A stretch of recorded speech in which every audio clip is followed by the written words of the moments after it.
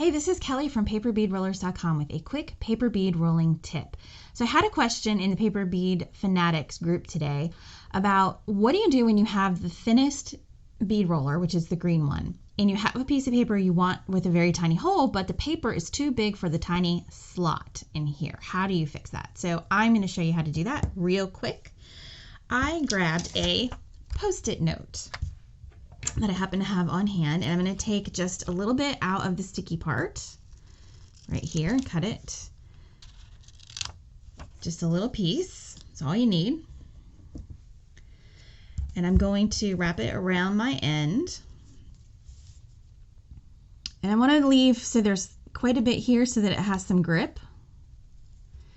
But I'm only going to leave just a little bit past the tip, because this is the part that's going to fit in the slot. So maybe like, I don't know, enough to wrap around the handle once. Okay.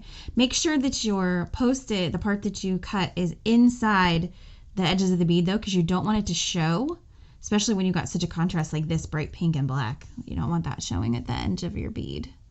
Okay, now you can slide this straight in. Now, depending on how stiff your paper is, you may have to help it around the first time.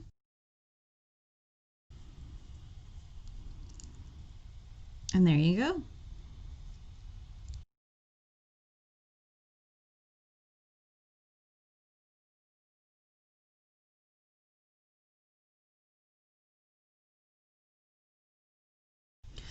Also, you're going to need to hold it down a little longer on this side, or use a slightly thicker glue than white glue to keep a thicker paper down.